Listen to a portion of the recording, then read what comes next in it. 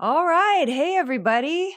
Welcome back to the live show. I am so glad to be back. Today, we're going to get happy. We're going to enjoy life with the heart of rock and soul, Huey Lewis. So let's talk about the album Sports. Here we go.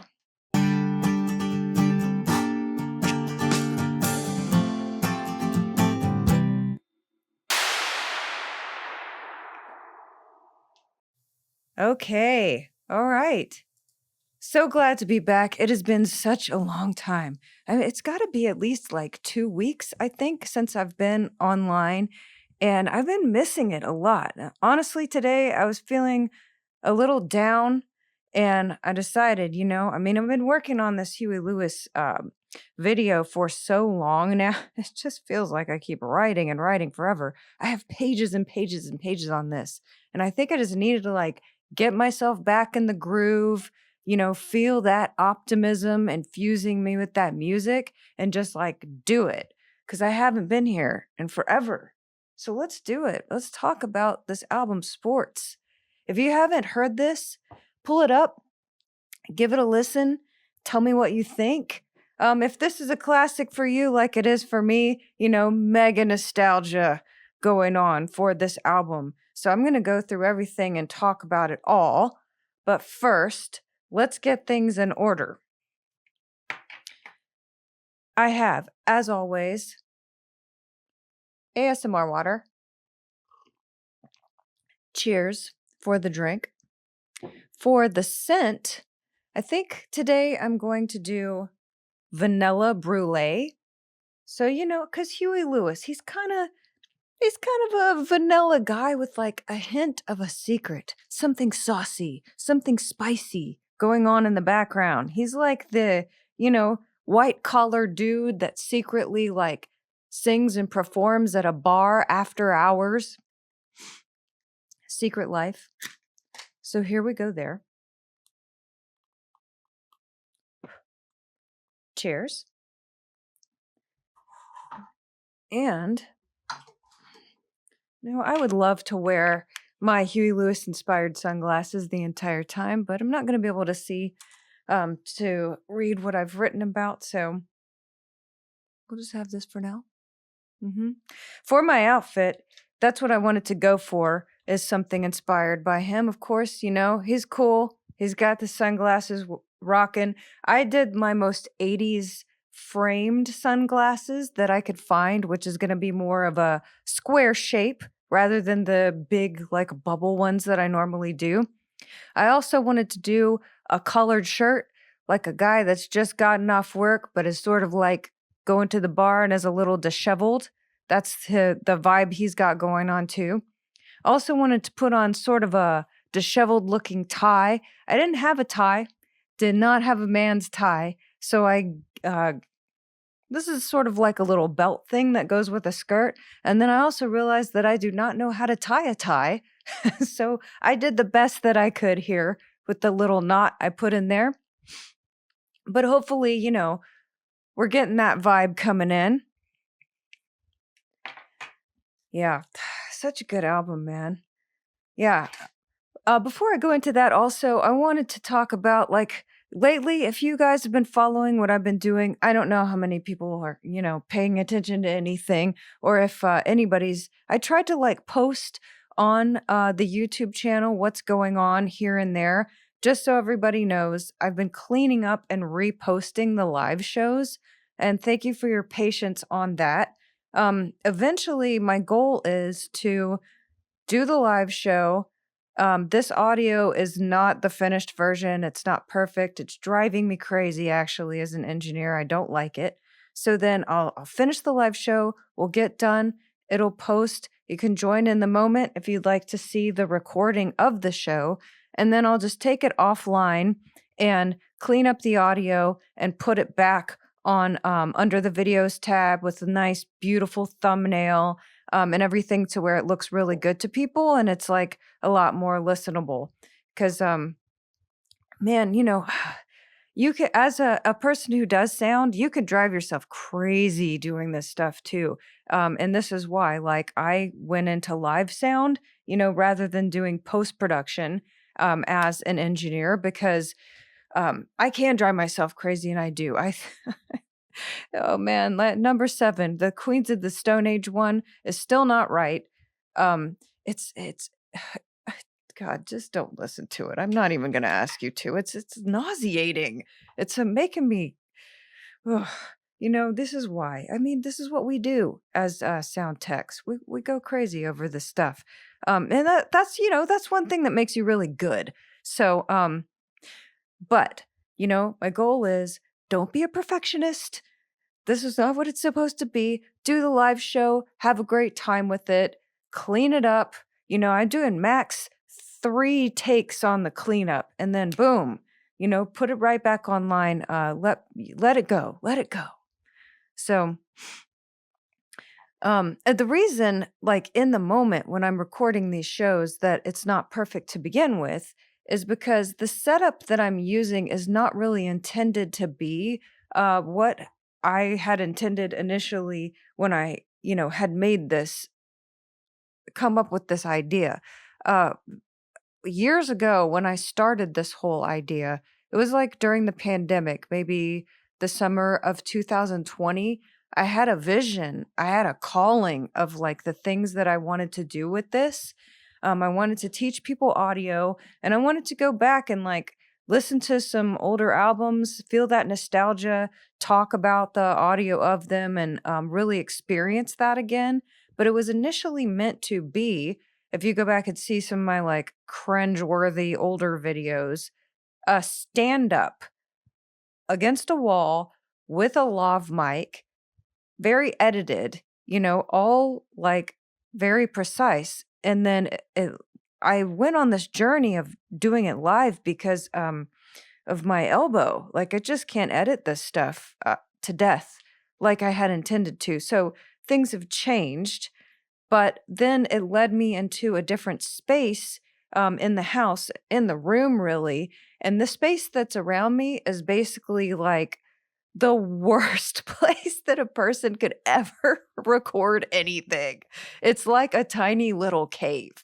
Like, above me is a soffitted ceiling, which, I mean, the echo, oh God. And then then there's another little layer of another like ceiling there, which is just flat right above me. So the reflections of the sound, major, major echo. And then behind me, behind this backdrop, is like a cavern that has like a bar in it. So, you know, I'm doing some DIY stuff. I got a bunch of boards that I'm painting, and I'm going to do like all the acoustic treatment to that. And then I'll have people come help me, you know, treat all the walls and the ceiling above me. So hopefully, I can deaden some of the space a little bit. But most importantly, I just want to acknowledge to myself, like mostly every day, this is not a recording studio. It wasn't meant to be a recording studio. This is my basement. So, like, it's important if you guys go to do this type of stuff and you're trying to be perfect and you want to, like, get to that idea of perfection, just to remember, be realistic about your space. There's only so much that you can do. But of course, we have to do what we can do. So I'm going to get there, little by little. That's going to change. And then, so also what I've been doing, in addition to cleaning up the live shows and reposting them, is that I've got Pro Audio Lesson number 3, part 1 first, which is going to be about music theory. So I'm going to do basic music theory. It was supposed to be, well, it was really supposed to be one part, but as I went on, I discovered that it was getting long. So then I divided it into 2. And then now I want to do like even more like higher concept stuff in addition to that. So it's going to be 3 parts. That's going to be coming along. I finalized the script for that. All of these lessons that I wrote, they have been written for like at least 2 years now, at least 2 years. And they're about 80% done. But the extra work that it takes is that you've got to get the script in order and you have to mark like every single place where you change the slide. And then the PowerPoint presentation, there's like all the concepts are there and pieces, especially in my head of what I'm trying to get at. But there's a lot of like perfecting the slides, having a consistency in your backgrounds and your pictures, making sure that you're having enough like repetition for people when you're trying to instill these concepts so that you don't just want to ramble off information indefinitely and have nobody ever remember the audio concepts. So it takes a lot of work there. But the great news is Basic Music Theory Lesson 3, Part 1, I have finished that script. It's ready to rock and roll, and I am ready to film that. So that's going to be something that's coming up next. Music theory. Now, Huey Lewis. Huey Lewis. Let's go back to his picture right here. There he is. Look at that, man. He's so freaking cool. Look at that red suit. Yeah, he's rocking it. Those dudes with their saxophones, man. This could be like any guys, but not at night, not after work at the office. They're going down to rock that sax. Oh, man. Yeah, let's talk about this album. Let's talk about Huey Lewis and the News. We'll talk about who they are, the genre, the style of music, the discography, the big mainstream fame in the 80s. And we'll go through the album's sports track by track and talk thoughts and audio analysis on this album. I'll reminisce on some memories of the music. And if you guys have memories of this music too, let me know in the comments. Like, let me know how this was for you. If you've ever seen them, if you loved this as a kid, everybody can be a different age. Pull it up, listen to it again, share your thoughts on it. Was this a childhood album for you? Did you only know about Huey Lewis and the News from Back to the Future? Because that was a big thing for them and inescapable, really, at the time. Great movie. God, great movie, great album. Yeah, 80, I know. So when I went to think about this, my first thoughts go to like, what do I not know about a certain band or about a certain album? And so I kind of like just jot down lists of random things that I want to think about or find out, like questions that I have. And I was thinking about how in the 80s, you were able to have these bigger bands with tons and tons of instruments and backing vocals. And then I was like, well, yeah, how many instruments are on this album? What were they? Because I did a little like pre-listen, just no real technical heavy stuff, no stopping or anything, just in pure enjoyment, like sitting down, remembering it, singing along, just enjoyment and getting like a full overview before I like kind of went into it. And then I was talking to my friend about the live show that I was going to do now. And he said, did you know that there are some football players that sang backup vocals on the album? And I was like, what? Because another thing I don't know about is football, like American football, not soccer, if you will. Don't know, don't really care. It's just not my thing. But so then he listed these football players who are on the album, and like one of them did, the name did sound familiar to me. So like I went and looked up that, wanted to find out if that was actually true. Was this album Sports released before or after their huge success with the Back to the Future soundtrack? Where did this sit? Like, how did their fame come in line? That was a question that I had. What was the origin of the title? What was the sports connection? I don't know if I actually answered that question, but we'll see what I found out. And then I said, oh yeah, because when I was reading, I like glanced a little bit at their Wikipedia too. I haven't read the whole thing, but I pull it up, things jump out at me, and I saw that they're from Berkeley.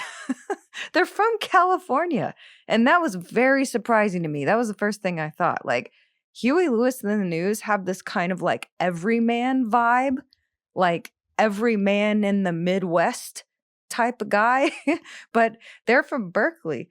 And like I get the good vibes of their band as an association with Berkeley, but that just doesn't really fit like with what I picture of that band. It was like the time when, back in the day, I found out that Creedence Clearwater Revival was from El Cerrito. I'm like, oh man, it shattered my world, my worldview. It's like what? I mean, I don't know. We can't hate on Credence, right? But it's like, dude, really, where is the line of cultural appropriation, if you will? Are you allowed to do that if you're from El Cerrito? Like, I don't know. Being originally from the South, as you guys know. But okay, Huey Lewis has done well. El Cerrito Credence has done well too. I guess, Berkeley, in the sense that was surprising, is like, I lived in Berkeley and went to school and worked in the Bay Area and all of that stuff for 7 years. It's not a like suburban, safe, preppy, yacht rock, like haircut and a collared shirt type of world. I just don't really this is confusing to me, but okay. Next question that I had was, is there a story about the insane level of fame or exposure that they had with Back to the Future? Because the music and being identified with like one very, very popular movie forever has got, I mean, they've got so many hits too, so you can identify them other ways, but really, that is an inescapable identification. And then how many big hits did they have? What's a list of them there? And then I also wanted to go through doo-wop as a genre, because they've got a lot of doo-wop in this album. And we're just going to take a quick look and try to like define some of that a little bit. So let's take a look at them. Let's go look at their stuff first. See what this says. All right, we'll start here. So, Huey Lewis and the News are an American rock band based in San Francisco. They had a run of hit singles during the 80s and early 90s, eventually achieving 19 top 10 singles across the Billboard 100. Their sound draws upon earlier pop, R&B, and doo-wop artists, and their own material has been labeled as blue-eyed soul, new wave, power pop, and roots rock. First 2 albums were well received. Their most successful album, the one we're talking about today, Sports, was released in 1983. They were right at the beginning of MTV. That explains a lot. The album, along with its music videos being featured on MTV, catapulted the group to worldwide fame. Their popularity significantly expanded when the song The Power of Love was featured in the 1985 film Back to the Future. Yeah. So MTV, if I I was young, but I remember it. I believe it started in 1984. If that was so, if this came out in 83, they would be right there to ride that wave. The band's other top 10 hits included Do You Believe in Love? I don't remember that one. Heart and Soul, which is on this album. I Want a New Drug on this album. The Heart of Rock and Roll, yes, here. If This Is It, this is on Hip to Be Square, it's on a different album. I Know What I Like. I don't remember that one. Doing It All for My Baby. Yeah, that one's not on this one. And Perfect World. I don't remember that one either. Yeah. Okay. So, and then, yeah, that's what another thing that I was wondering, like, how many people are in this band? It's like a bill. It seemed like when I was thinking of it, it's like a billion instruments. And so this is probably over the years, 4, 8, 10 people. But we've got a lot going on. We've got keyboards, harmonica, horns, saxophone going. And then look at this. 1979 to the present, still active. And that is actually, that's shocking, man. It really is, because so I was born in 79 and I feel a little, I'm good, but I feel a little tired. Like I'm 47. These guys have been rocking since the year that I was born. Like how old are they now? You gotta love it. And I mean, shit, if you can still do it and get out there and you're having a good time, like, why not? Why not? Keep going. Yeah, let's look at, I have so many notes about this. So let's look at their discography first and see. Because another band that has a lot of albums. So they've got 1, 2, 3, 4, 5, 10 albums, with the latest one released in 2020. So it hasn't been that long since they put something out. They've got Huey Lewis in the News, Picture This, Sports, 4, Small World, Hard at Play, 4 Chords and Several Years Ago, Plan B, Soulsville, and Weather. So yeah, they're still putting stuff out, It's good. And I mean, one thing I noted, that I kind of went off about this for a while, because what I wanted to say, my feelings about it, not only do I have great memories of this album, Sports, but my appreciation of the difficulty that is writing music that is upbeat and happy.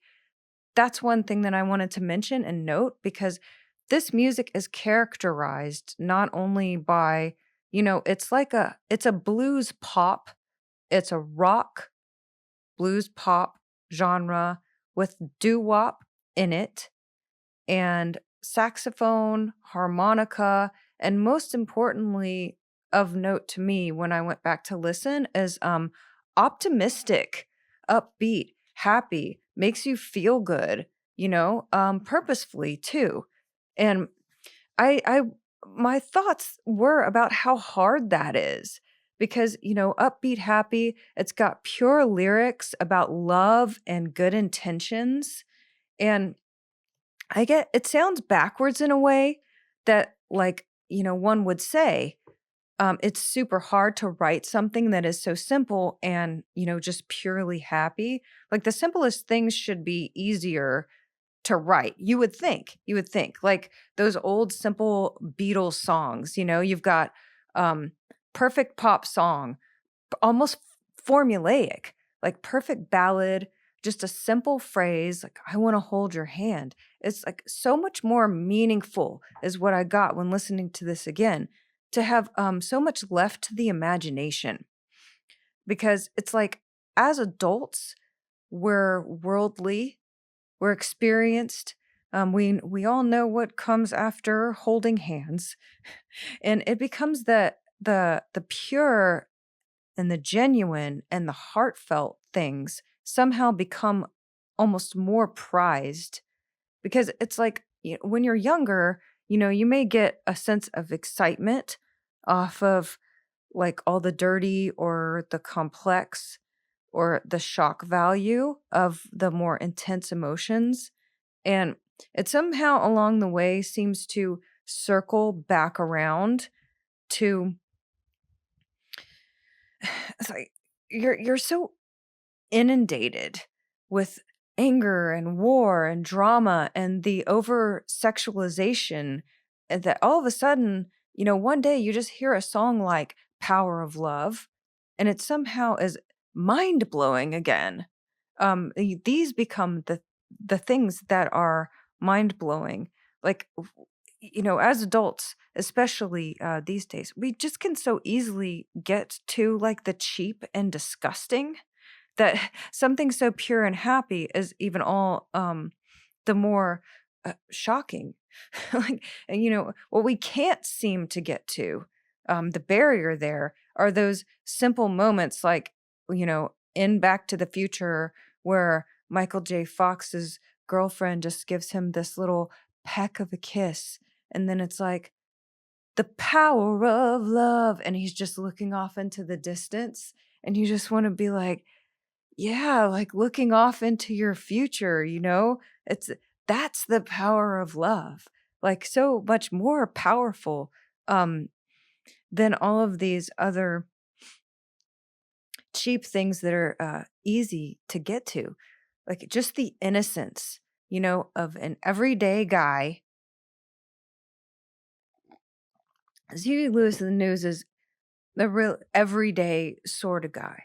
It's like, and Back to the Future, it's so appropriate that Michael J. Fox would have like been a really big fan. His character would have been a really big fan in that movie because he is an everyday kid that something really unique happens to. And this band represents that as well. It's like everyday guys that happen to be really talented and get up there on stage and have like this life, that you would is unexpected. It wouldn't expect. And about the music, my appreciation of this, the optimism of this music is it's kind of baffling talent it takes to write something like that that's so simple and pure for me. And speaking for myself, music was an outlet, mainly an outlet for my own personal painful feelings, um, which like having an outlet is crucial. I mean, I would definitely encourage that. Like there are so many destructive ways that you can take intense feelings out. So like this is what we want to do, You're at your limit, you take it out on the mic. I mean, this is what music is great for. You cry, you scream, you write something angry, you put it into a poem, you put it into a painting, you write in a journal. If you know music theory, this is why you can learn these things. So you can be creative, sing, rap, play guitar, make beats, whatever you need to do to take that into like a creative place that is something that becomes a good expression of your art. You transform those difficult feelings into a piece of art. And then once it's done, the feelings will pass, they always do. And then you have that piece of art forever. You have that beautiful thing that you made out of these difficult times. Like your situation passes, your feelings change, time moves on, and then the art survives, however it is, as however painful it is, as a moment in your life to experience. Now, this is the way of like the tortured artist. It's a way that writing for me, I got very comfortable with, like almost like misery propelled me. And I got to the point where, okay, you're coming out with some tragically beautiful product, but then you have to look at yourself and be like, but is your life okay? Like being this upset about things all the time. And so, personally, I took a long break in playing music to heal. But all this is to say, this is why I find bands like Huey Lewis and the News so fascinating because their creative product is something that's always just really eluded me. Like, I have never been able to write something just out of a place of like writing about something happy in my life. That's actually, it seems so hard. Like, I appreciate the ability. Maybe I'm not there like in my evolutionary journey yet, but to be able to write lyrics as simple, pure, and great as the ones on this album or the song Power of Love, like I wish I could get to that place. And really, we have to explore music theory wise too. It feels like when you listen to these songs, a lot of them are like blues progressions with major chords. So it's just a happy feeling. It's blues, but it's like not, it's blues pop, I would say. It's not like a drowning in my tears blues, but it's like the heart of rock and roll. The the heart of rock and roll is still beating. It is. And like, I don't know. That idea, those lyrics, that song, it feels so good. When you listen to it, you get the sense and the knowledge that you are a part of something instead of being a separation. And I think as a whole that really sums it up. Like, this is a band whose art makes you feel that connection. And for a lot of that adults, that connection is missing because we're fed, so much angry media to elicit the anger emotions instead. And see, I was like going off here when I was thinking about this, but really, I mean, I'm just gonna say, like, that is purposeful.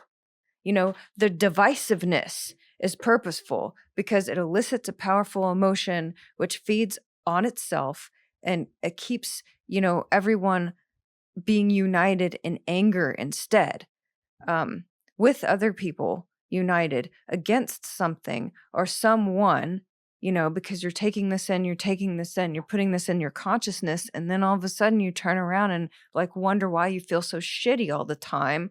And it's like, you know what? Turn it off. Turn it off and listen to some Huey Lewis and the News. It's just a relief. Like, you don't have to put these types of things in your mind. You can just to hear something joyful, upbeat, groovy, bluesy, powerful. Like, this is the power of music that it can be when we go to these places.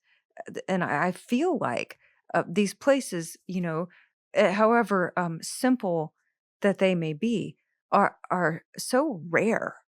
They feel rare. And so I really respect this band for being able to harness that joy in this way and bring a good feeling. Um, I mean, I wish it wasn't that rare, you know? So, in summary, feels difficult to write, feels difficult to achieve in life, feels difficult to harness, not something that people naturally go to in order to keep an audience. Like, I want this channel to be a source of optimism and positivity.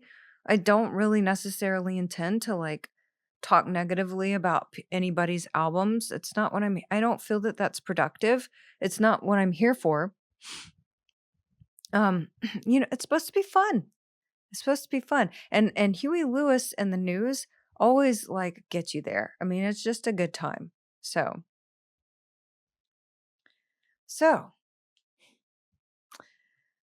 let's look at doo-wop real quick. I just wanted to do that like quickly because they do have a little bit of this in the album, which is sort of a surprising combination, but we'll go through it real quick. So, okay, they got doo-wop vocals, like harmonies. So Doo-wop is a subgenre of rhythm and blues music that originated in African American communities during the 1940s, mainly in the large cities of the United States, including New York, Philadelphia, Pittsburgh, Chicago, Baltimore, Newark, Detroit, Washington, D.C., and Los Angeles. It features vocal group harmony that carries an engaging melodic line to a simple beat with little or no instrumentation. Lyrics are simple, usually about love, sung by a lead vocal over background vocals, and often featuring in the bridge a melodramatic, heartfelt, recitative addressed to the beloved.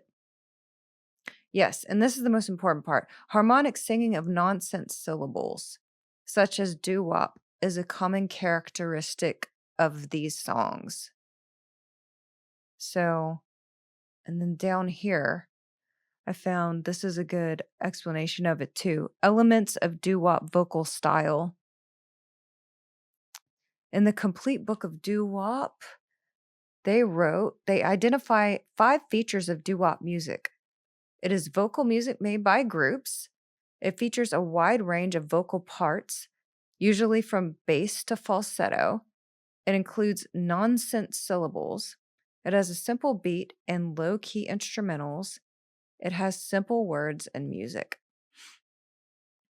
So essentially, you could sum it up as in, it is like a little, like simple choir arrangement, like choir vocals. If you were to take that, no instrumentation, but the syllables that are sung are just meant to sort of be an instrument part.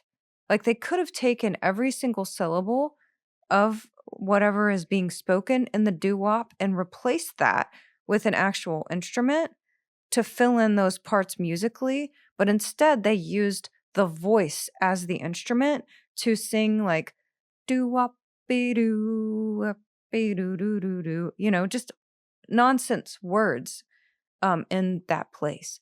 And Huey Lewis uses a lot of that in this album. So, yeah, that's really interesting to note. I feel like I'm going off today. I don't know. I feel a little, I'm sorry, you guys. I feel like hyped up. Maybe it's going to come across like that. I like never know. I haven't done this in a while, and it's like I just went off about writing happy music. I had feelings. So oh man, yeah, maybe just because I haven't gotten them out in a while, but anyway, speaking of feelings, let's talk about memories of this album. If you listened to it back in the day, and hopefully you guys can share your memories if you did.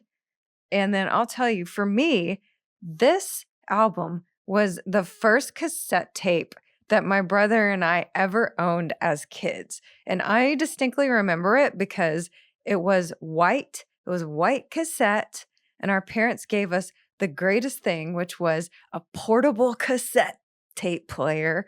It wasn't like a Walkman with headphones, but it was like a bigger brick player with a speaker on the top of it, and it had like a little handle.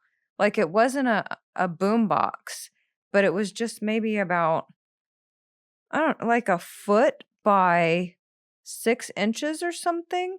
It was like a little box, and it was just the right carrying size, and it could record onto tapes. Like you could put blank tapes in there and record onto it as well as play tapes. And we'd like carry it out into the yard, and we'd be playing up in the clubhouse, like listening to Licensed to Ill by the Beastie Boys, and also Huey Lewis and the News Sports.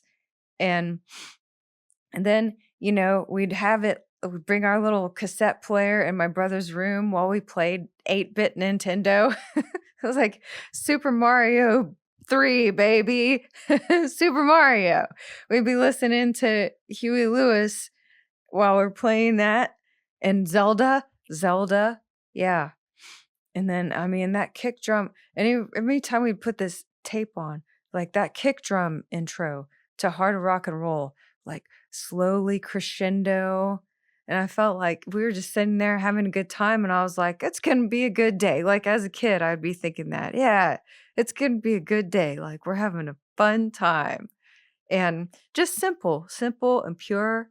And like just great memory of listening to that tape over and over again, like dancing around like crazy.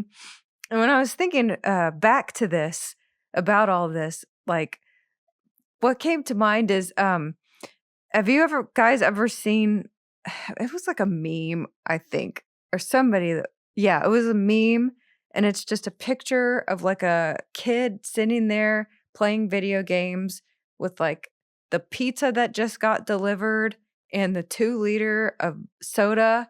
And it's just like, you're sitting there with your friends playing video games and you just got some food delivered on a Friday night. And little do you know, like, this is the best your life is ever going to be.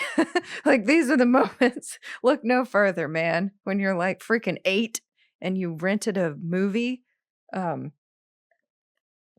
at Blockbuster, you got a Domino's pizza delivered. It's like, that's the happiest you're ever going to freaking be. Like, look no further. And, you know, in a way, I mean, in many ways, there are moments of happiness in life. But in a lot of ways, it's like, listening to Huey Lewis as a kid, um, yeah, how can you get any happier than that? So I know. Yeah, tell me your memories if you guys have some from back in the day in that time. I mean, you might have been a different age. I was like in elementary school when we were listening to that. Maybe like 7, 8, 9, I would say. So, all right. Okay. Yeah, so I'm going to go off on this audio analysis as I do.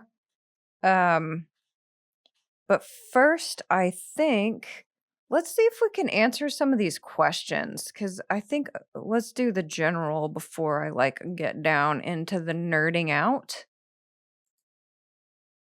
So, things I was trying to find out here. Okay. And as you guys know, I use Wikipedia. I use Google Gemini AI to try to find some of this stuff out. I know people are hating on AI more and more, even now. But this is the source. We always have to cite the source. So I asked, take it as you will. Was Huey Lewis and the News's album released before or after their big popularity with the Back to the Future soundtrack? Huey Lewis and the News achieved massive mainstream popularity before the release of the Back to the Future soundtrack. Yeah, I didn't know the order, the sequence there. So the band's commercial breakthrough came with their third studio album, Sports, which was released in September 1983. It topped the Billboard 200 and spawned massive hit singles like Heart and Soul, I Want a New Drug, and the Power of Love's predecessor hits, turning them, the band, into household names.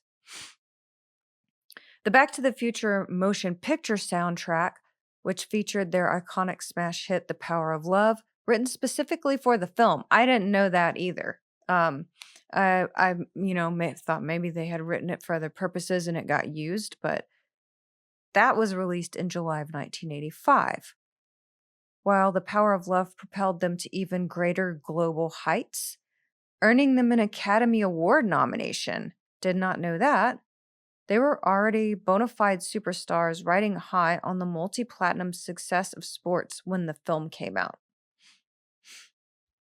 So then I'm further thinking, it seems so odd and maybe nerve-wracking to be asked to write music for a movie. Did they have any indication it would be successful? Because This is where my mind is going, you know? You're having some hits that's already like got to be very disorienting in a way. All of a sudden, you know, you're just playing in a recording studio and then people are like loving it. Okay. Like you're riding this wave super high and then somebody comes to you and is like, "Hey, can you write music for this movie?" And then first you have to decide if you even want to. I mean, that's one thing. And then secondly, you actually have to write it. And as movies go, like you don't know how they're going to be until they actually come out. So you may, I mean, to put no other way to put it, you could just be really, I mean, you could be wasting your time doing like any freaking endeavor, honestly. But like, since you don't know, you could be really wasting your time on somebody else's vision, especially if they're going to like direct you to do things in a way that they want them to be done. So I'm thinking, you know, did they have any indication that this would yield anything? And it says the band actually had no indication that the movie would be a hit. In fact, Huey Lewis was initially pretty skeptical about the whole thing. When Steven Spielberg, director Robert Zemeckis, and the producers first met with the band, they explained that the main character, Marty McFly, was a massive fan of Huey Lewis and the News. They asked the band to write a song for the movie. Huey was hesitant for a couple of reasons. He later admitted that when they were given the script synopsis to read, he thought the time travel plot sounded completely implausible and doubted it would be good. Oh, well, can you know, we can backtrack on those thoughts now. The cheesy song fear. He initially told the producers, "I don't know how to write for film necessarily, and frankly, I don't fancy writing a song called Back to the Future." The filmmakers wisely reassured him that they didn't want a cheesy theme song with the movie's title squeezed into the lyrics. They just wanted a great high energy track. The tables actually ended up turning in a hilarious way because of the music. The Power of Love was finished and released as a single a few weeks before the movie hit theaters, and it skyrocketed up the charts. The song became so popular so fast that it actually created massive pressure to rush the movie's post-production and release it early just to capitalize on how well the song was doing. I found that so fascinating. I read this beforehand. That was really fascinating. Yeah, the song's popularity, like, you know, I can just imagine that scenario too. It's like you're already being pressed as an editor in post to have a movie done. And it's like, you know, who knows how these things go? Like everybody sets a deadline for whatever they want for their project. And then it's like, you have to get this done by a certain time. But, you know, politics get in the way, different creative decisions can get in the way. And all of a sudden, you're having to work like double time to get out a creative project to meet those deadlines and expectations. And then I can't even imagine like the song, the song that he didn't even want to do, by the way, because he thought the movie was stupid. Oh, the irony. And then all of a sudden, it's like these poor editors, you know, the poor post production sound editors on Back to the Future was like, well, you know what? Now you have to work 18 hours a day because Huey. Like, thanks a lot, dude. I'm joking. I'm sure that was a great thing for anyone to put on their resume. So, Sports, the album, and The Power of Love were the peak of their success. Yes, chronologically speaking, Sports from 1983 and The Power of Love 1985 locked in right at the absolute apex of their commercial dominance. However, they didn't immediately fade away after that. They managed to extend their peak straight into their next project. So, yeah, number one Billboard hit, Stuck With You. Yep, I remember that one. Yeah, Hip to Be Square. I don't remember Jacob's Ladder. I'm gonna have to go back and listen to these. Okay. By the late 80s, early 90s, the shifting tides of the music industry naturally cooled their mainstream chart run. But that 1983 to 86 window was an untouchable golden streak. Yeah. And I remember this being alive for it. It's like these things that I'm appreciating about this band and about this album right now. I mean, early 90s, right there. Complete break into something completely different. So, we can thank we can thank Kurt Cobain for ruining Huey Lewis's golden streak, I guess. I don't know. Yes. Is there any information on their intention to write music so upbeat, good feeling, or positive? That upbeat, good feeling energy of the power of love and their overall catalog wasn't a cynical marketing calculation. It's good to know. It was largely a byproduct of how the band naturally wrote, mixed with a bit of casual experimentation and a direct note from the director. Oh, yeah, this is about the power of love. The initial draft wasn't upbeat enough. So, yeah, Robert Zemeckis decided their initial draft of the song wasn't upbeat enough for the scene where Marty's skateboarding to school. And then they took the feedback and they went back and pumped up the tempo, layered in the horns, that high energy rhythm. Yeah, relentless optimism of the film. I know, that's why we love it. We love optimism. It's naturally attractive. So, yeah, this high energy, good time vibe was baked into who they were as a live bar band. Coming up through places like Uncle Charlie's, their primary goal was always to make people move, smile, and have a good time. Huey Lewis frequently noted that they weren't trying to write brooding, overly serious art rock, like the stuff that I find comes so easily. They wanted smart, infectious, radio friendly pop rock that felt authentic and universally welcoming. It's a talent. And then this question that came up unexpectedly: did football players actually sing backup vocals on the album? Someone said that. Yes, they actually did. Okay. And then, but I don't think it was this album.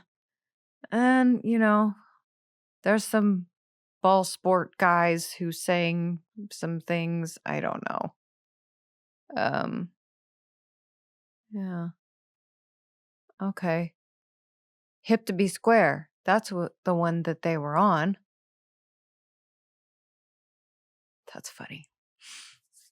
Okay. So we've answered that and we've corrected that. It is not sports that the football guys sang on. It is Hip to Be Square. So let's geek out. I'm feeling a little, I feel like this is where I'm going with this mentally. Maybe I'm so hyped up because I'm just infused with the spirit of optimism and of Huey. I feel really I feel energetic.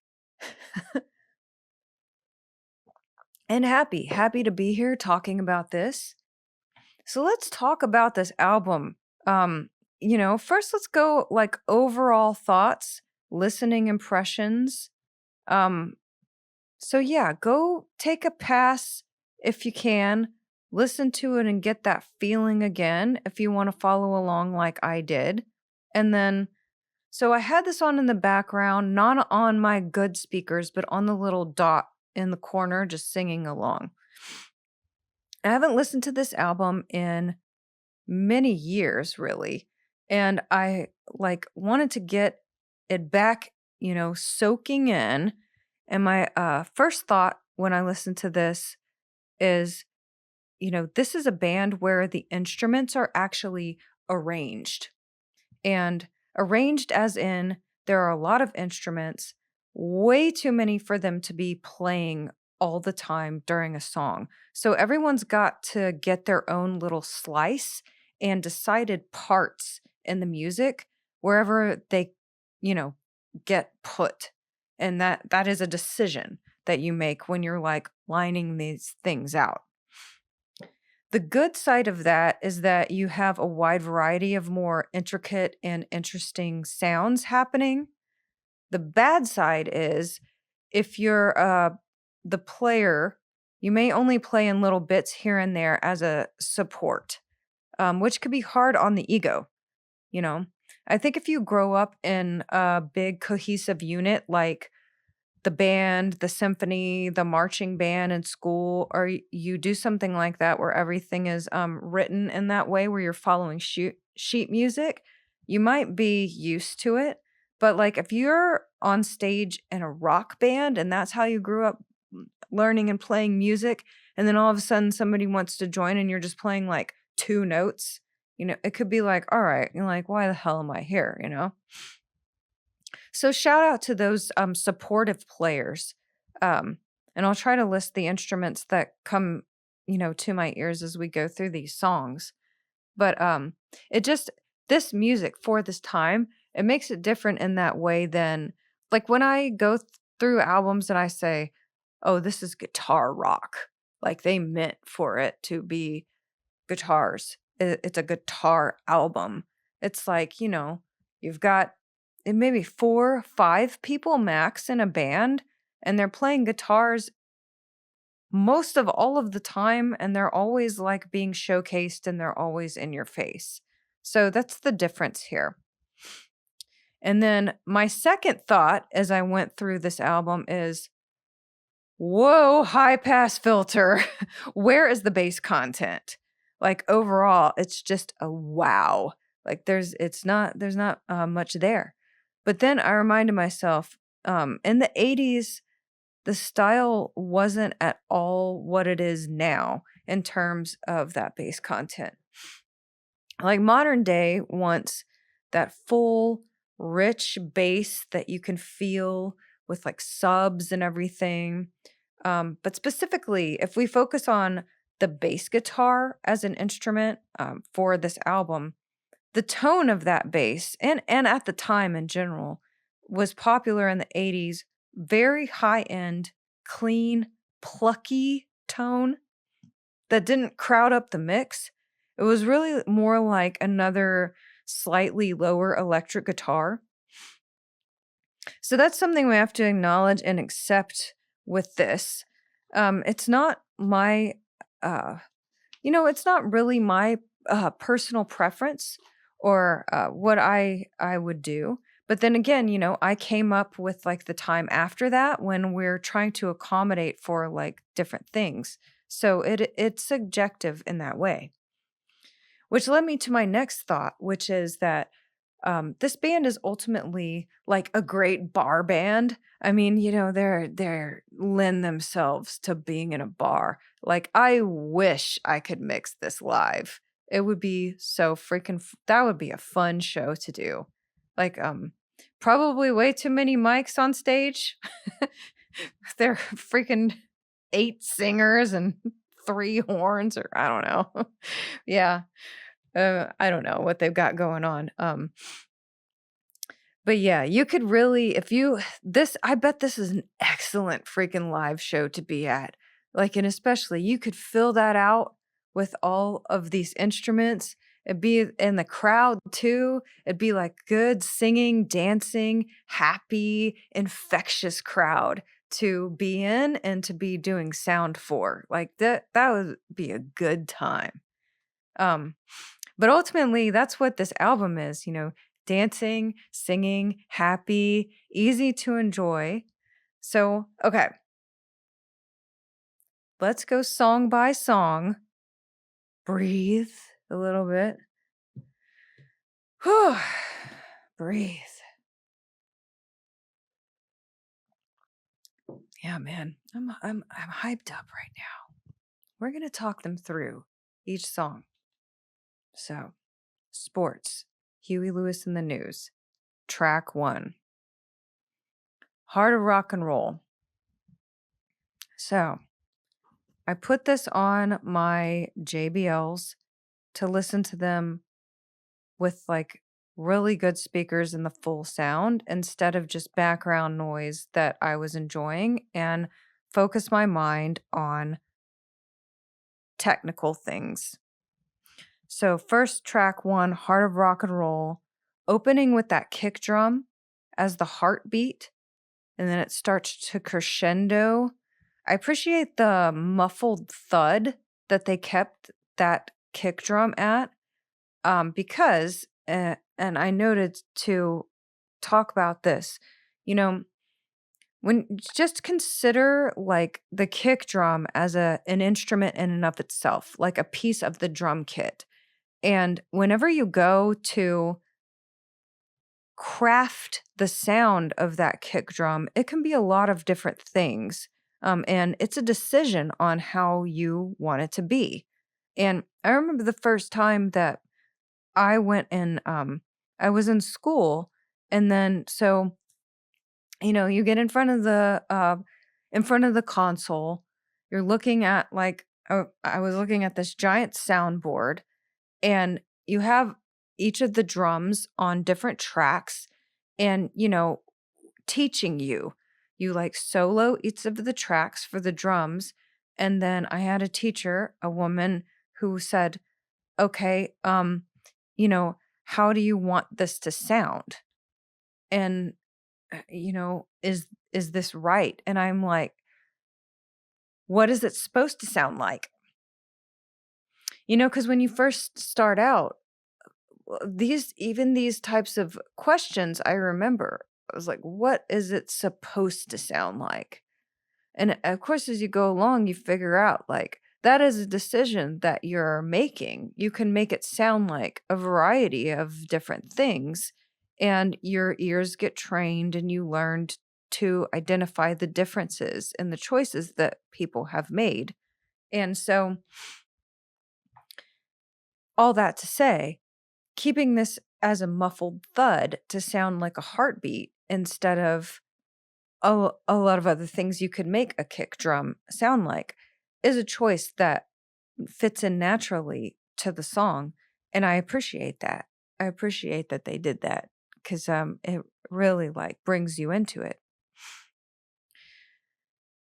So on the JBLs, as this album came in, kick drum, and then the music actually hits, the bass content sounded a lot better, but it's still not as like full as modern day what we would have it. But yeah, able to like have a little bit better sound on the bigger speakers. So you got that groovy rollicking blues beat coming in. And if you listen to the bass line, how it follows that kick drum, then I start to notice the timing of this song. The emphasis is on the 2, and then the snare hits on the 3. So it's doom doom doom doom doom doom doom doom. So it's like 1 2 3 1 2 3 1 2 3 1 2 3. It's like kick kick snare kick kick snare, and the bass line follows along with that kick drum like that. So it gives it that like groovy rollicking beat, because it's not our standard 4/4 time. So in 4/4 time, it would come on that first. The emphasis is on like the first beat. 1 2 3 4 1 2 3 4 1 2 3 4. So that really gives this already like you're moving into a groovier beat in that way. And then notice, if you listen to the opening guitar tone as it comes in, it's got a more delay on it. It's like a metallic quality, which really, it was part of the 80s, but also the keyboard, the like whatever patch they're using or whatever synthesizer sounds on those keys, a metallic quality to it that follows along there. And then the vocals come in. And then I noted, on these big speakers, this album sounds great. Like I didn't get the thought of like a lot of loss of bass content necessarily. Everything was like very, very perfectly level. Um on the big speakers. But you really need the full thing here because there's nothing to compensate. And then so I was like, "Oh, okay, I get it now." So, okay.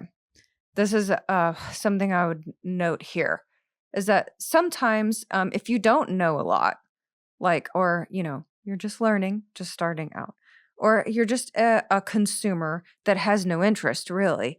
Like, if you go to the store and you're like, I want a good pair of speakers for my house, or like the Bluetooth stuff that they have now, and then you're in the store and you're testing all of them out, and then you get to one and you're like, wow, this sounds really good. And you're like, it handles bass like really, really well. Well, the bass is loud.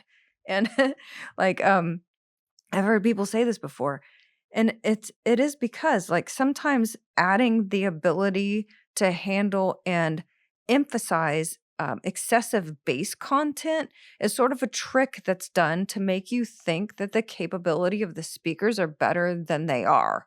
So but with this, especially with this album, there's really nowhere to hide because even like shitty speakers can't produce it.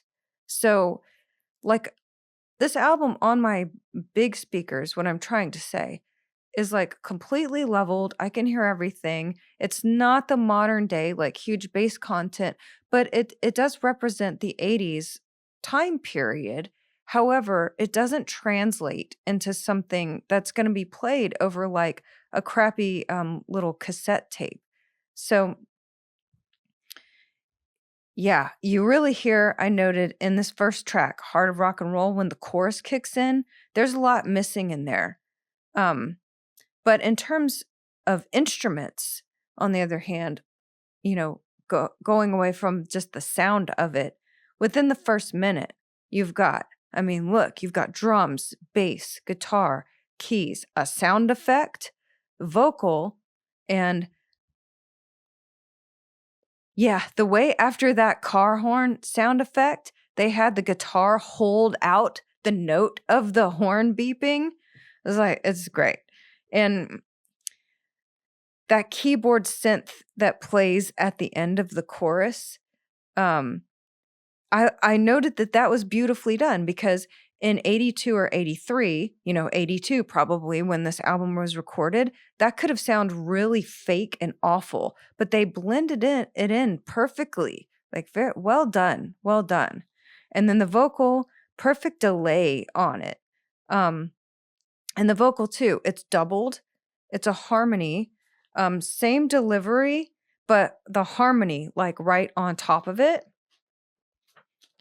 And then right before that, yeah, big sax solo. And then how do you get everyone on board in a song? Start listing cities. It's like, or spelling shit. Bananas. It's like, or, just start. There should just be a song where like the entire song is like just listing all of the cities across. Shit. Who does that? Pitbull, like that's what's coming to mind right now. Pitbull is like Miami, Dubai, Guatemala. I don't know, Schenectady. I don't know. It's just funny. But so yeah, that gets people on board. They're like, "Oh, my city, my city." And engineer note here. Like, how long in 1982 did someone work on those repeated notes when he says that they say the heart of rock and roll is still beating? hopefully, Huey was talented enough to be able to do that perfectly, because right there, they have to be perfectly timed, same delivery, same volume. And then I was thinking, oh my God, like, please tell me somebody didn't have to cut reel to reel tape to, because you were thinking this was recorded in 1982. We're not using Pro Tools, we're using tape, like, to get that. Um, if you're listening to this and you've done sound and you've actually had to do it, I have had to do that just as practice, of course. But like, dude, it is not easy. It's not easy. So please, God, tell me some poor engineer didn't have to do that. I hope Huey just did it. Or I don't know. I don't know. Yeah. Oh, nightmares. But yeah, so after this, the middle of the song, saxes are starting to fill out the sound more and more. And then coming in, you've got a harmonica solo too. Sax solo and a harmonica solo. And it's not too in your face, which I appreciate, because even the notes on the harmonica at 4 minutes and 2 seconds freaking hurt. They already hurt. So, yeah. All audible, all separated instruments. Well done. Yeah, great. And I think the bass content is bothersome, but overall, like, if you take a step back and listen to it, especially on really, really decent speakers, you can hear that everything is just like completely exactly leveled and smooth with each other in that time for the time period in which it was recorded. So, track two, Heart and Soul. Same notes on the mix. And then I said, now I get it, because I had started to think about this further as it went on. So back then, in 1982, people had careers out of music. It was big business. It wasn't all the streaming and stuff. So you had like money, you had big money, you had big studios, music industry, you had big consoles, big, nice studio monitors. And I saw, whenever I glanced at their Wikipedia page, that they recorded this at Fantasy in Berkeley. Let me go back and look at that. I have to check this real quick, because here we go. Yeah. Yeah. There. Fantasy. I don't know. I used to walk by that studio like every day as I was walking through town. So it was like so stupid that I, didn't ever ask to go in it, I guess. But I don't know what is in there. Or the record plant in Sausalito. I think that's where Fleetwood Mac recorded stuff. But anyway, there's multiple studios that they were recording at. And I don't know exactly like what was in each one. But so my thoughts were here, like, it's 82, why is this mix like so vastly different? And the common trick that you can do is, like, if you have these really, really nice speakers, like I do, and then you're in the studio listening to your mix, you're like, oh, it sounds great here. It's so good. It's like everything's represented, everything's perfectly level. And then usually what they have, if you look on any of like the recording studios, they have these speakers, the monitors that are like right below that, and they turn them on their sides, and they're black, and they have like white center, and they're Yamahas. I think they're called NS10s. I might be wrong about that. But they are there for the purpose of being crappier speakers. I think on their own, they may not necessarily be like very crappy, no disrespect to Yamaha, but like they are there for the purpose of seeing how it's going to sound in this beautiful, like perfect environment, and then knock down to something where somebody in their home is actually going to listen to things. So like, That's what what I was thinking about with, track 2 is, like, rolling in my mind. It's like, did somebody not test it out in the freaking Yamahas? Um, is usually, what's done. But yeah, it's just perfect balance of clarity doesn't always translate, to your shitty plastic cassette tape. So, I was still thinking that through in track 2. And then Bad is Bad, track 3. I love this song because of the play on words. Bad in the 80s, when people said something is bad, it meant that it's good. Like, slang back then, if you weren't alive then. It's sort of like tongue in cheek because, the lyrics are like sometimes bad is bad, like sometimes bad is actually bad instead of the slang of like it being cool. And so then the lyrics are him like giving 3 scenarios and examples of like sometimes bad is actually like really meaning the real meaning of the word. I love this song. I think it's great. And then great combo of doo-wop vocals, 80s snare. Yes, listen to that snare as the song comes in. It almost has more of a jarring, deeper hit in this song than the kick drum does. That's something that I noticed. It's really like a deeper boom to it.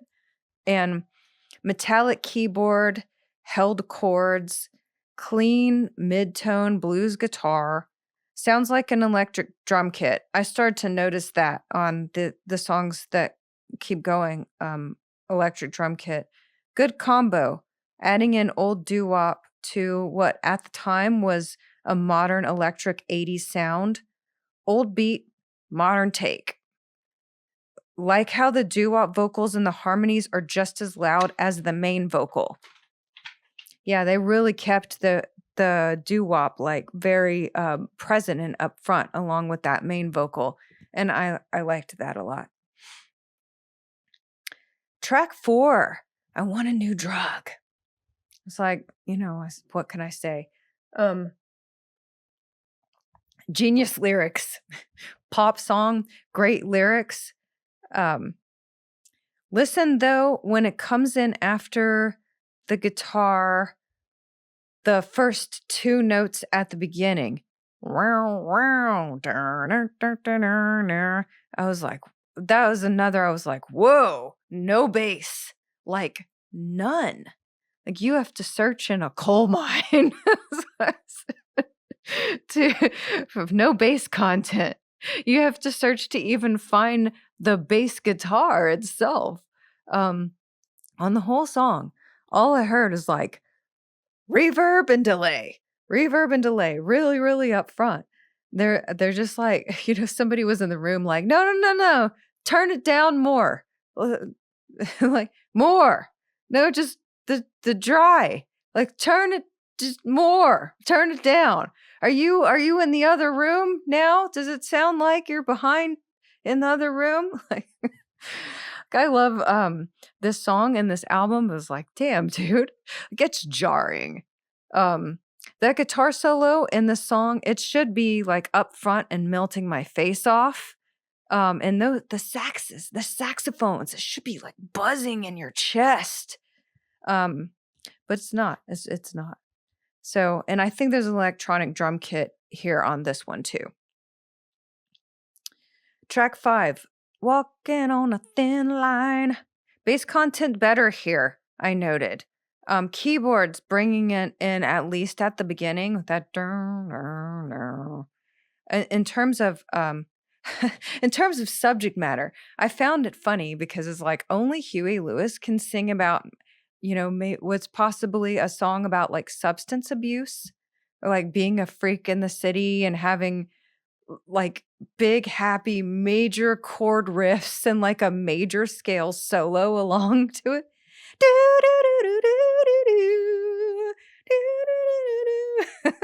Like angry all the time. Those happy guitars say otherwise. Like, no, you're not. And then it reminded me, the first thing that came to mind when I thought of this was like John Lennon. because when you listen to some of John Lennon's, either solo or Beatles songs, it's like sometimes you forget the meaning of the words and you're just lost in like these happy like pop ballads, and then all of a sudden you start to think about it and you're just like, what are we saying here? Like, this is actually really freaking mean. Some of the stuff he wrote was like cut you down mean, and he did it in such a pleasing little gift wrapped package that you just sort of like are, not eh, don't access like the meaning of it as easily. Um so this is what it reminded me of when I listened to this one. Track 6, Finally Found a Home. Yeah, my note here is like, this is just one of those cheesy 80s songs that you'd make fun of, honestly. It's like, being yourself, out on the road. Like Johnny had a guitar and a dream, and he was out on tour. But audio wise, though, like listen to the solo that's at 1 minute and 54 seconds. I noted it's very like 70s technique of a solo with exactly the harmony above it playing along, double stops. But in this case, if you listen closely, you can hear the keyboard going also along with the top harmony. So see if you listen to that, if you can hear that. That's, good if you're trying to like work through this stuff and notice these things. Track 7, If This Is It. Great classic blues, pop, doo-wop. Listen to that bass line. Yeah, the bass line on this one. The second note of that bass line was very unexpected. It jumped out at me. Like I didn't expect it to walk down like to that note. And then when the vocal starts, listen to that bass line right there. The second note in that line, like, is that just me? Because that is a very unexpected thing, right? The second and the fourth note. But classic song, sing-along song. I like that they used a more pure piano sound of those fast keyboard chords. It makes it a more classic sound than like some of the more metallic stuff that they were using. That solo that comes in, yeah, it's great because like right there with the solo coming in, that would be like where your bridge would be, but with vocals and lyrics, like as a transition in a song, like the break with a solo, standard over the verse or chorus riffs. Yeah, the solo would what I meant there. The solo would be like normally over the chords of the verse or the chorus, and then you would have the bridge coming in, like usually, sort of like more minory break to it, and then come back to the verse and the chorus. But what they did instead is they used the guitar solo as like the bridge itself in that part. And then, yeah, right there too, it has some jazz elements in there in that bridge. And maybe it's the piano chords that were jumping out at me that like are more jazzy voicing, but I love that. Like I noticed that and it was great. Track 8, You Crack Me Up. Not my favorite on this album, but again, super happy, fast-paced, metallic, electric 80s songs. Big happy about how somebody is a total disaster. I was like, well, they can't all be Power of Love. So, next. Yeah, well, that wasn't my favorite. And then the final track, Honky Tonk Blues. On this one, very fast paced blues with country guitars. So this is different. They hadn't explored that in any of the rest of the album. Country slide chords, country solos, big saloon piano solo, like jammin' saloon. Yeah. I had advised on this one since nobody asked me. The tempo is wrong. Like really, they could have packed a lot of feeling and showed off that piano and those gorgeous slides. Instead, it sounds like somebody's just like making a joke of country or Southerners or something. Like everyone is dumb or inbred. But then I had to remind myself, like, okay, it's 1982. Like, hopefully we are past those kind of stereotypes now. But yes, I feel with this track, it's a missed opportunity. Like that piano would have been amazing. Like if it just would have taken a slowed down beat and really like got more into the feeling of it, then just sort of writing it off as like a jokey jam, I think. But overall, the album is iconic, just amazing. It stands the test of time with classic elements and core music genres infused with 80s computer/metallic modernization of that time. A sound that, at least for me, when I listen to it, it feels instantly nostalgic. I don't know if it would feel that way to somebody who's never heard it before because it's so like deeply ingrained in my memories and my history. But so, let me know what you guys think. Like pull it up, listen to it, let me know in the comments what you think about it. If you're interested in like any sort of ear training or noticing any of these things that I've pointed out in each of the tracks, let me know if you notice those little things that I pointed out.